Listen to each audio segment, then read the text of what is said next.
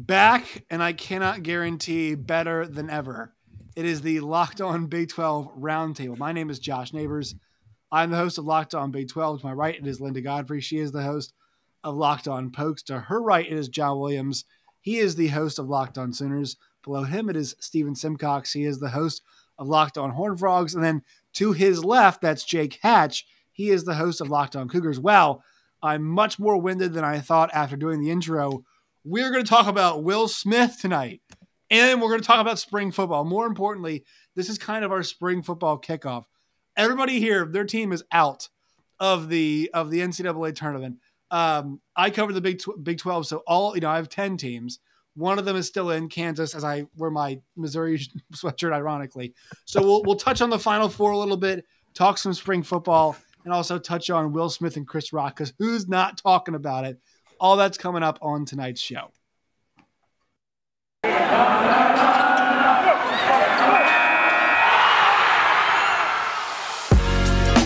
are Locked On Big 12, your daily podcast on the Big 12 Conference, part of the Locked On Podcast Network, your team every day. Once again, it is the Locked On Big 12 Roundtable. So the first thing we're going to talk about is the Oscars moment we had between Will Smith and Chris Rock. I'm trying to think of the sports equivalent to this. Does anybody, Jake, I know you are kind of the foremost radio person out of this kind of whole group of us. Have you guys had the sports equivalent conversation? Have you thought of one?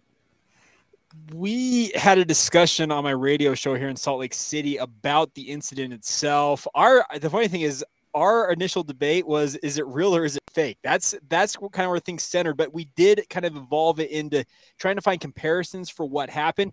And honestly, I think that the one that I thought of was the Malice in the Palace, but it's not, it's a little different, obviously, because there was a beer thrown at Ron Artest, and then he goes up in the stands and the melee begins. I don't know. I don't know if there's a perfect comparison in the sports world for this, but let's discuss it. Let's see if we can dig down and find a comparison for it. So if anybody has one at any point in time, I'd like you all we'll take this first segment to think about it. But John, Steven, and Jake, you guys are all married. All right. And you're all men. So actually this, Linda, you and I'm not married, and you are a woman. So we are out of this conversation because we can't put ourselves in Will Smith's shoes. So John, Jake, and Steven, you guys are on the clock on this one. Put yourself in Will Smith's shoes. Is there any situation where somebody would make a joke that was not blatantly offensive, where you would go over the edge? Could you be in a certain mood? Could you be set off? Anything like that? Basically, what I'm trying to say is could you see yourself at all in Will Smith, or is it just like, that was so out of line, that was so crazy? John, you can go first. I don't think I could see myself in that situation. In that circumstance, when you have a comedian who's kind of made himself famous by being edgy and kind of blurring the lines of comedy, like going to the edge, you kind of expect to get some things that are going to be controversial. And he definitely brought something controversial. Now, if we were in public and somebody was making fun of my bald wife, I might say something about it. I'm probably not going to put hands on them. When we lived overseas in Ethiopia, we had drunk people all the time coming up and trying to touch my wife and grab her hand and all that stuff.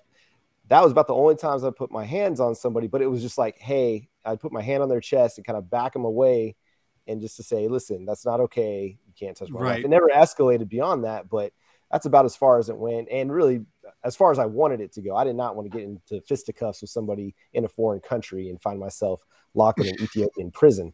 But yeah, that's about where I'd come from. And I'm a lover, not a fighter, so it's unlikely I'm going to fight somebody. Somebody'd have to be really coming after and going over the top, not just like a one-liner, but if they were just relentlessly, belittling her, then that's probably where I'd step in and start throwing some fisticuffs. Yeah, it's the setting too is like one that lends it. Also, these two have put themselves out there, like that conversation of them at the table together talking about their sex lives very publicly is like appalling. But I mean, they're out there and they're sitting at the first table. Steven, was there any point in time where you were like, I'm kind of team Will Smith, or is it just this is so ridiculous? I mean, I think defending your wife is noble. Obviously, that's not the way to go about it. Like John said, I mean, if somebody's joking around, my first instinct, especially if it was a joke, would be to make fun of them back. Like that would be my impulse. It wouldn't be to just walk up and slap somebody in the face. Now, here's my theory on what happened, because Will laughed initially. He did. And I think he laughed at the joke, and then you could tell Jada didn't appreciate it from the jump. And he looked over and he saw, oh, she's upset. I screwed up. Now I have to like overcompensate and do something to make up for laughing at the joke. Also, you know, I'm sure there was like just the emotion of my wife is hurt by this. But I feel like Will just decided like, oh no, I have to like go overboard now and do something to prove that I didn't appreciate that either. And that was what he landed on, which was crazy. But yeah, it was insane. And I think the situation there was so beneficial for Will. Not that like, obviously it was awkward and uncomfortable, but like, what's Chris Rock going to do? I mean, I guess he could have like bum rushed him when he turned around, or started making jokes about that August, whatever his name is, that, you know, had an affair with Jada at one time. But like, he was so shocked. He's just like, okay, well, I guess we're moving on. I guess we're moving on to whatever's next. I guess I just have to sit here and take this. So it was sort of a situation where I feel like he also knew he wasn't gonna fight back. Like, he didn't have to actually throw hands. He was just gonna slap that guy and then walk away. But no, I could not see myself doing that. And I think it was as much about Will's reaction to the joke as it was the joke itself. Jake, so you can answer this question. You can get it from any angle about you and your wife. And also, I want to hear the worst take you heard on the radio this week from either a caller or a pundit or somebody. I want to hear the worst Will Smith take that we got all week. Jeez. Okay, so I have been in exactly one fight in my entire life. It was in second grade. A kid was hounding me relentlessly, and I beat the crap out of him. My uncle was my principal at the elementary school I went to, so that got real quickly back to my parents, and I learned my lesson at that point. So I've never laid hands on another human being since then. I have so similar to what John talked about, I've never really had too crazy of an incident involving my wife, but there was one time where obviously a drunk person was saying some things, and I just told him, hey, you need to cool it. You need to back off. And that kind of de-escalated the situation, and he kind of moved on. But the worst take, and trust me, my Twitter feed, our station Twitter feed, all that stuff was full of all kinds of hot takes out there. But we did have one guy, and we did not put him on air because he came on and was just firing bolts. I was like, you know what? I was screening calls. I'm like, we're not putting you on there. But he, what did he try to say? He wanted to say that both parties were at fault. We brought up is it August Alsina? Is that the guy? Something like that. Yeah. So he wanted to bring August Alsina into the conversation, but he's like, everybody's at fault for this. Will for being a bleepity bleep, Jada for doing all the bleepity bleep she did over on the side. And I was just like, whoa, what is going on here? And then he eventually tied it in. This is where the worst take came in. He eventually tied it into somehow this was a conspiracy with the presidential elections of the last two cycles. So I had to sit there for it was at least 2 or 3 minutes of him just babbling on, but eventually got to somehow this was is wrapped up in the Democrats. The Democrats, so, they made it happen. He involved Trump. He involved Biden. It was bipartisan. It was. Was his name Q?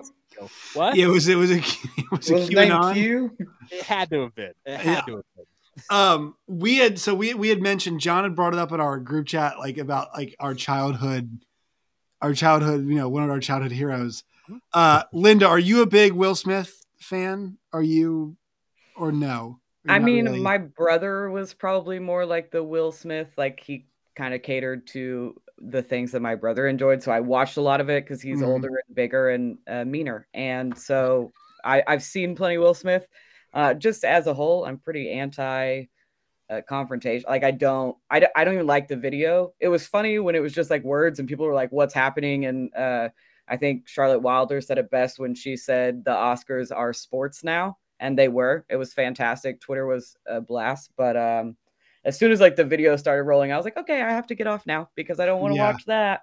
Makes me like when people fight at the bar, if I don't even know them, I'm like, can we leave? I don't want to. It just makes you uncomfortable. I don't like it. Yeah, I don't like it. I think the worst part, I think this is like kind of the consensus, is that so I was somebody I do love Will Smith. I love him. They always still have reruns of Fresh Prince on TBS, whatever. I loved it when I was homesick because I would watch reruns of Walker, Texas Ranger. For some reason that was on too. And I would watch that and I watched Fresh Prince.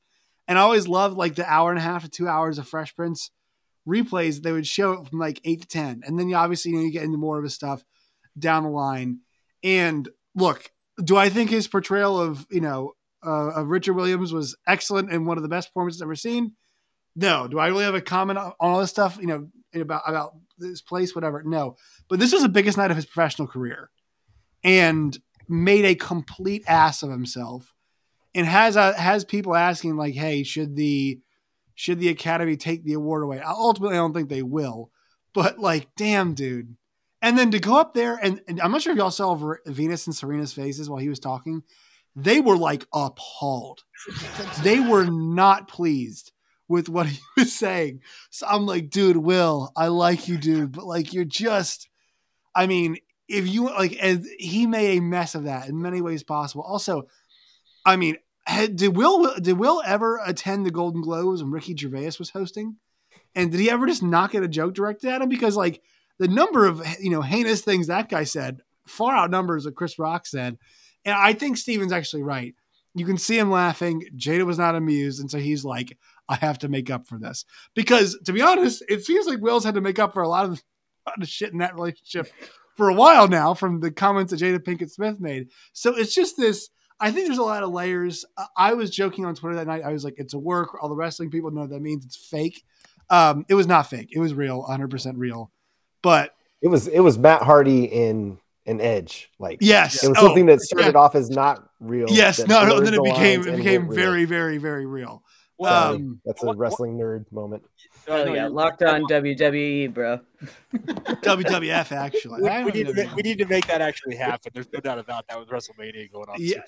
One thing I wanted to add to that, Josh, is a lot of people pointed back to 2016 when Jada essentially boycotted, if I'm not mistaken, the Oscars over, and Chris Rock was there, and he made a joke at her expense for boycotting it, and I think that all kind of goes into it. He was laughing. Jada looks at him, gives him the look. And Josh, as well as Steven, know that look from your wife. It says, oh, hell no, you did not just laugh at that. So yeah, I'm absolutely sending this to all your wives as soon as we log off. Just so they know to listen. See if I'm glad that I am not married. And never have to be in this situation where I do have a girlfriend who's very angry at me right now for rooting for Kansas. So I'm still dealing with that. I feel like this on top of it would be difficult situation if I had to do that. All right, let's talk some spring football. Let's do this. We'll talk some spring football. 1 second though. First, a word from our sponsors. Today's show is brought to you by Stat Hero, and boy, does this group right here love March Madness. It's coming down to the end though, so if you guys want to get in on it now, they have these awesome player matchups. It's daily fantasy, the way it's supposed to be played. We know Linda loves fantasy because that's all she tweets about. Talking about draft picks and stuff all the time. So Linda, I know she loves the individual matchups Stat Hero has. They'll do something this weekend like Bankero, Griffin, and Roach against Baycott, Manic, and Love. And they go head to head and they'll have points or points plus rebounds or whatever. It's pretty cool. It's a fun way to play daily fantasy. You guys go there today. Use the promo code Locked On, LOCKEDON, Locked On. You'll receive a 100% deposit match today. Once again, promo code Locked On at Stat Hero /Locked On, I believe is what it is. You guys can go there today and check that out. Also, today's show is brought to you by our friends at Built Bar. Go to built.com today. That's built.com to find all of their delicious Built Bars. Mint brownie, coconut almond, and white chocolate cookies and cream are some of the flavors they have available. Built Bars have 130 calories, 4 grams of sugar, 4 net carbs, only 17 grams of protein as well. Compare that to a candy bar, 240 calories, 30 grams of sugar, and dozens of net carbs. We don't like that. Boo, net carbs. Go to built.com today. It's built.com, promo code LOCKED15, LOCKED15, LOCKED15 for 15% off at built.com today. All right, so spring football, it's rocking, it's rolling. And Linda, I'm actually glad that you are to my right on the screen, because Mike Gundy was on the radio show I normally work, Big 12 Today, today, and he had some comments about, I'll read you a couple things that he said. He said by 2024, around 2024, he thinks that the Big 12 might add more schools. He also mentioned 18 playoff. He didn't say anything about 12, which I thought was interesting. So now, obviously these are not like blasphemous comments and not as nearly, as edgy as his OAN comments. But what have you thought? I've kind of enjoyed Mike Gundy's. He's been very candid this offseason, I feel like. I think there were some questions after that 2020 season, right? There were so many expectations. That was the year. It got derailed by COVID, but still, they didn't really play that well during the actual year. And last year was like, okay, Mike Gundy is that guy. He is a great, amazing tenured coach. And I feel like we're seeing that comfort in kind of some of his prognosticating. So your thoughts about Mike Gundy as we head into this kind of new era of Big 12 football, Oklahoma State football, and some of the comments he's been making? I always have thoughts about Mike Gundy. How could you not? I think he's always been pretty comfortable in the media and pretty candid. I think that's pretty fair to say about Mike Gundy, but I do like what he's saying. I like the way that he's talking about Oklahoma State. Somebody did that Big 12 coach approval by fan poll, and he's like so low. And we've just gotten to this point where I think we're like complacent until we get to a playoff or like have that kind of potential. This year we were so close. And I think that winning the Big 12 championship would have skyrocketed Mike Gundy in terms of like fan approval. But we still get so angry with him, and especially with Casey Dunn, the offensive coordinator, when it comes to some of the play calling, especially this last year. I mean, like we were winning games, but it was still after every game going like, what the hell? Why did we stop playing in the third quarter? Whatever it was, there was always something that we were nitpicking.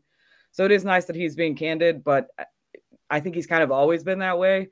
And until he really delivers on that Big 12 championship, he's always going to fall in that mediocre coaching range for us. Even like as an Oklahoma State fan, I love what Mike Gundy has done for the football program.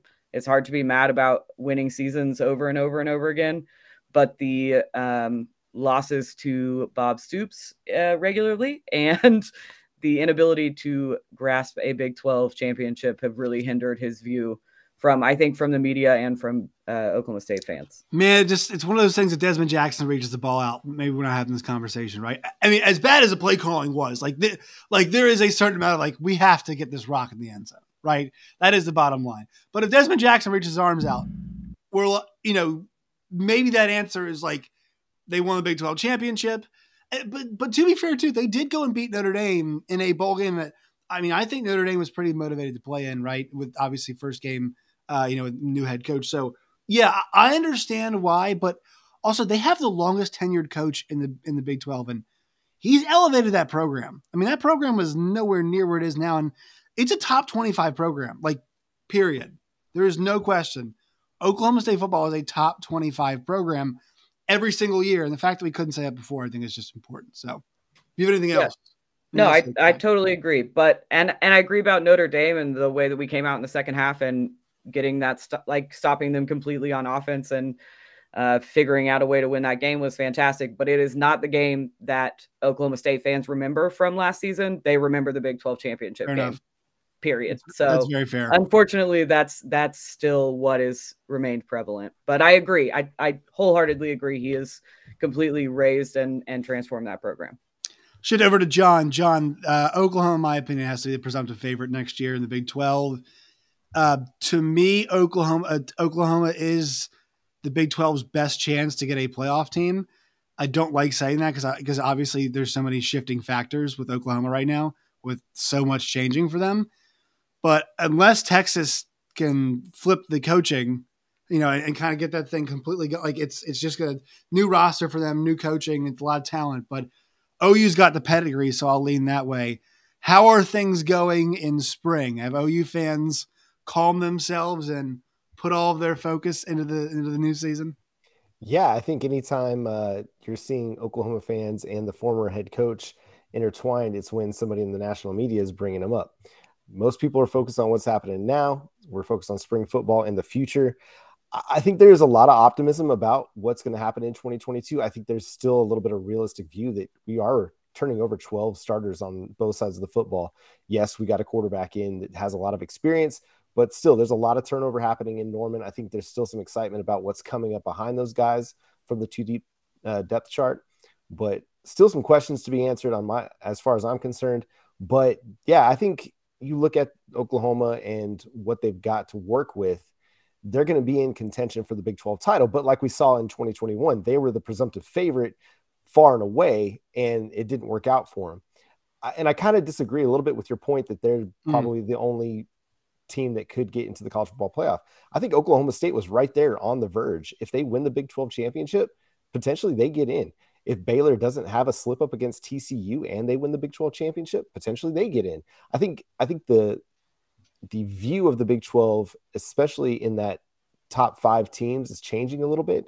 People are recognizing that there's some depth to the conference, especially when a team like Kansas can jump up and beat Texas. It's the perception is changing a little bit. Now, will that be the case this year? I think the depth could potentially, hurt it again from giving the Big 12 an opportunity to get into the playoff, because you get a Big 12 champion with 2 losses, they're not getting to get in. So it's going to have to be one of those things where a team's going to have to set itself apart to make a run that ends up with just a 1 loss or an undefeated season for them to have a chance to get in. But as far as Oklahoma is concerned, everybody's excited about Dylan Gabriel. It seems like everybody's really excited about him on the team. They're following him. He's leading by example, not just by word. He's putting in the work. Good wide receiver core, solid group there. The running back depth is pretty nice, although it's a little bit inexperienced.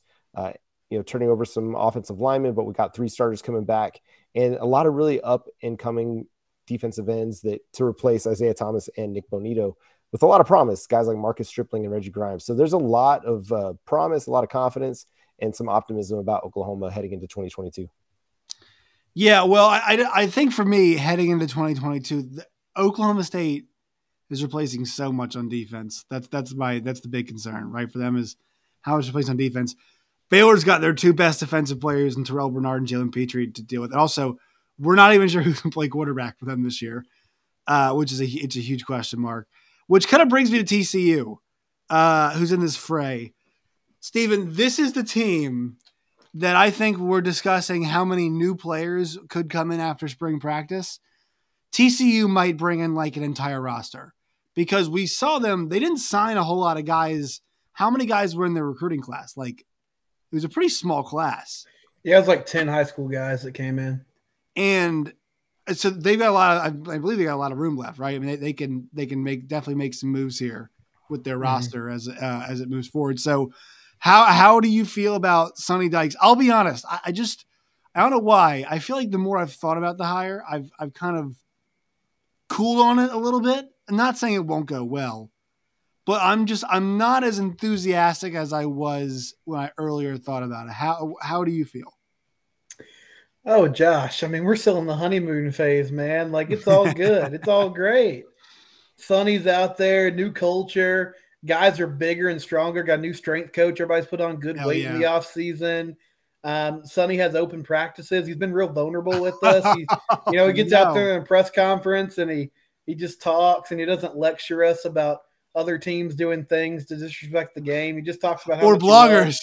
bloggers. He just talks about how much he loves Fort Worth and loves being at TCU. We got a quarterback battle going on. We got a new look offense. I mean, everything's great. There's no issues right now. Everybody's really excited. He had Eddie Lampkin out there, one of the basketball players, like throwing the ball on Saturday. They got coaches mic'd up. I mean, This is like Hard Knocks. It's great. All the he's winning the public opinion battle, is what you're saying. Yeah, he's winning the public opinion battle. No game has been played yet, so there's no reason to not be optimistic. Here's the thing: like, I think there's a high ceiling for Sonny. I also think that this could just stay stagnant or just drop off a cliff. You know, like, and I realized I listed 3 possibilities, and that might be the only 3 possibilities. But I just – the offense is going to be better. I believe that wholeheartedly. Sonny has scored points wherever he's been. Yes. You know, even when they were bad at Cal, like, he was still churning out good quarterback play with Jared Goff and guys like that, and he was still able to score points. I don't know about this defense. I mean, Joe Gillespie did a really good job at Tulsa, but all due respect, like, that's a different animal. You know, not that there aren't good offenses in the American Conference, but you're coming up to the Big 12 now, and this 3-3-5 look, I don't know how that's going to work. So there's a lot of question marks there, and we'll see what that transition is like. But I think right now people are talking themselves into the hire. Like, there's no reason to not be optimistic. There is a lot of roster turnover, like you sort of laid out there. They brought in a number of transfers so far. I think there will be more after spring practice with more guys hitting the portal. And I just feel like things were so – you could tell the last few years that the end of the Gary Patterson era, it just felt like was going towards the dead end. Like, there wasn't much hope that he was going to turn it around. So something fresh, something new is really working for the fan base. I don't know how it's going to pan out when, you know, they hit the field on Saturdays. That remains to be seen. By the way, I laughed in the middle of that because I read a ridiculous post from somebody on Twitter.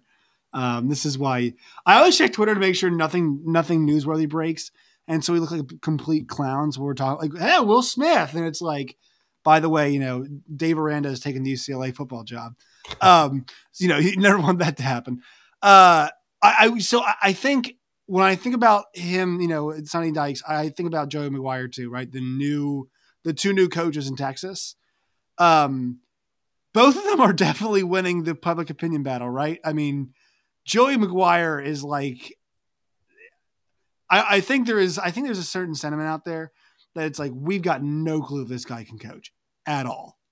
Luckily, he's brought in a couple good coordinators, and I'll tell you what, there is no hotter coordinator right now than Zach Kittley, right? I mean, have you all seen all this stuff? He's like in his low 30s. Everybody's talking about him. I think we're at the part of the news cycle for the draft where Bailey Zappi's about to get some love, right? People are like, what about this kid? Fourth, third round. What if somebody? Linda, you know, is this going to happen? Is this happening now? Is this happening? It's absolutely going to happen. It happens every year. We get tired of talking about like the same top couple guys and then just like work our way down till we're like, what are we doing? Talking ourselves into Sam Ellinger, and they're going to be like, it's threw for 50,000 yards last year and 100 touchdowns. Yeah. And who's his coordinator? He's at Texas Tech. I do think Kitley's also a rock star. I think this guy's going to do. We had him on recently. He sounds like a head coach. Like, he sounded like he was the head coach of Texas Tech. He's like, Lubbock's where I want to be with my family. It's like they might have hired the wrong guy, and they might have hired the right guy, but they might have hired the wrong guy above him. So, Stephen, do you agree when we're talking about these 2 schools in Texas? You think it's fair to say, all right, I know it's different situations. One's private, one's public. You know, one different expectations, everything. But it's kind of fair to kind of track these 2 hires together as we go along. I think so. And Tech, similar to TCU, like, you just got such a different personality in Joey McGuire. And you also have a guy, you know, Matt Wells really struggled on the recruiting trail. And that's a tough place to recruit. Joey's already brought a ton of energy in that regard. That's what he does. That's who he is. And he's a super likable guy. So I think, you know, for a program that's been kind of down and out the last few seasons, his energy is pretty infectious. But yeah, it's a big step up. I mean, he was a great coach at the high school level. And he did a really good job at Baylor and the different roles that they put him in. But now you're running a Big 12 program. And so that's a huge promotion. And he's going to have to be ready to be more than just, a CEO at some point for this to work. And Jake, what do you want to see from BYU as they get ready to potentially enter the Big 12? I think the one thing for me that we know is going to be there is the physicality, just because BYU does have the luxury of having older players, right? That is one thing that is a feature of the BYU teams, that they've got guys who are, in theory. Baylor kind of showed BYU where they need to get to last year. Right. That is true. But I think there are going to be some games where it's like Texas Tech gets pushed around by a BYU, right? Well, so it's going to happen. Yeah, so the one thing this spring ball, and BYU's actually having their alumni, their final day of practices is this coming Thursday, so they're almost done here. And wow.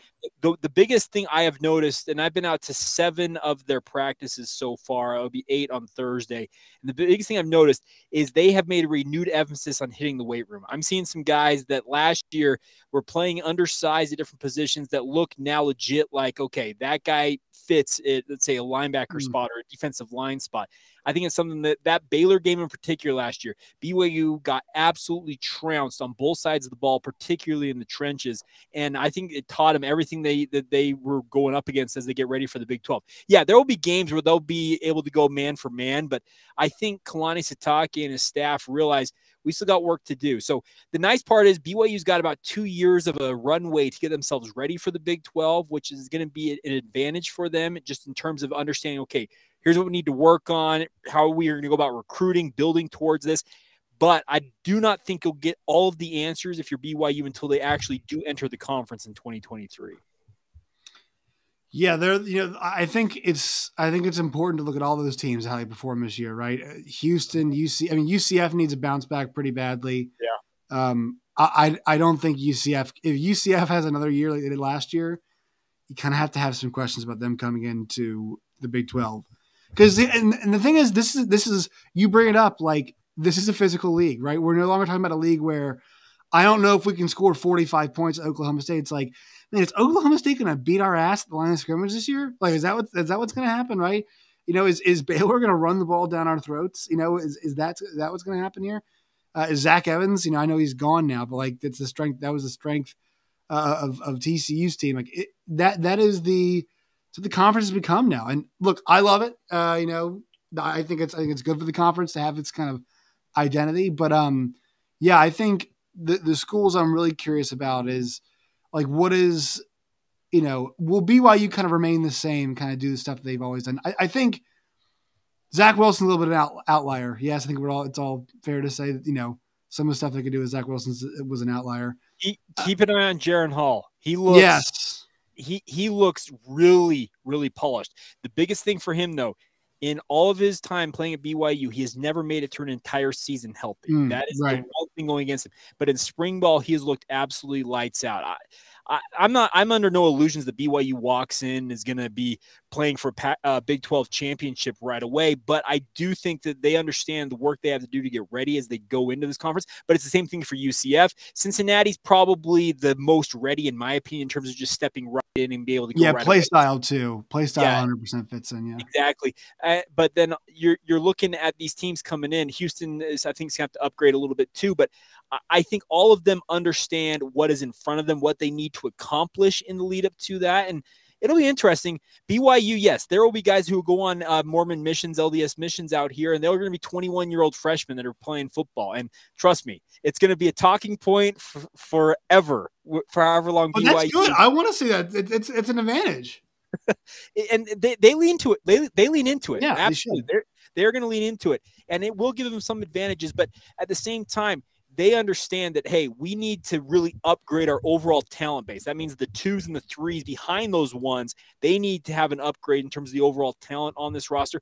They've done a good job developing it, but they still are going to need to take advantage of the next 2 recruiting classes to really get themselves set up. I just want to note the BYU they smoked the Pac-12. Was it South this year? Was it the South? They were so, which dispels this whole the Big 12 won't be a Power 5 conference anymore thing. It's like, look, sure. I mean, like BYU ran over the Pac-12 South. We're going to demean the Pac-12 all of a sudden now. I know they aren't very good. We still consider them Power 5 league. That's besides the point. All right, quick word from our sponsors. We'll do some Final Four predictions to get ourselves out of here. Today's show is brought to you by RockAuto.com. Go to RockAuto.com today. When you guys do, you guys will find affordable parts for anything in your car or truck. Carpet, tail lights. If you want to, I'm sure they've got like polisher for your, if you want to polish whatever part of your car, your license plate, I don't even know. They've got whatever you need there at rockauto.com.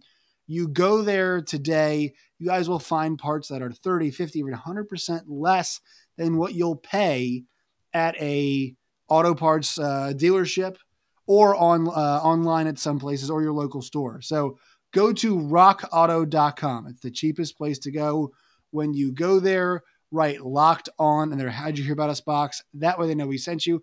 Amazing selection, always low prices, all the parts your car will ever need. That's rockauto.com. All right, Coach K made the Final Four. I'm not happy about it, but I have to credit him. The team's done a very good job this year, at least in the tournament. The coaching's been very good. So let's get Final Four picks. Linda, who is playing in the championship game, and who do you think wins? I'm boycotting the NCAA tournament, so you're just gonna have to skip. That's not. We can't accept that. You're gonna have to give us who is playing the championship game. Do you know who's playing in the Final Four? Yeah, but it's just like it just ended so boring. It was fun to watch the Peacocks, and then of course that Cinderella story ended, and now it's 4 Blue Bloods, and I don't get. It's not fun anymore. This is what I don't understand about the tournament. It frustrates me so much. Is people will be like, literally, what happened to all the upsets? It's to get the good teams won. That's what happened. Yeah, I Duke's know. got 4 or 5 and stars. I'm already mad at them. So now I'm being extra petty. Did you watch the game? Just let me be petty. Quality basketball. You know what? No, you know what pisses me off is that it's like, did you guys hear about the NFL? And like, can the NFL shut up and let me enjoy my college basketball? What are the Browns gonna do in Baker Mayfield? I don't care. St. Peter's is playing North Carolina. Shut the hell up. That's yeah. You're right. The NFL wants to get the attention. Like Queen of the NFL. Before I might have to boot you off here. I'm going to move on from you. John, I'll ask you. Maybe you'll give me an actual answer. Yeah, give me Kansas over Duke in the final. So this is what happened. The ACC championship tournament loss to North Carolina spurred Duke on this run. Same thing happened to my lacrosse team back in 2004. We lost the last game of the regular season. Went into the Final Four, won 7-5 over Tulane, and then went into the championship and knocked off Nicholls State 22-12. So, but you're telling me you sang choir and played lacrosse? Absolutely, I did. Hell yeah, John. I think you might be white. I'm not. I was about to say that's about the whitest thing I've ever heard in my life. Hey, Steven. It is what it is. But yeah, Kansas over Duke. Man, I didn't know I was doing a show with Zac Efron. That's hilarious. He took my pick, though. I'm also going Kansas over Duke. I think KU gets it done. Big 12 flexes, wins another basketball championship. Coach K goes out sad, and best of the best for everybody. Jake. I am a man who believes in destiny, and I believe that Coach K is destined to go out on top. So there you go. What higher power would want Coach K to win a championship here? I don't know. Trust me.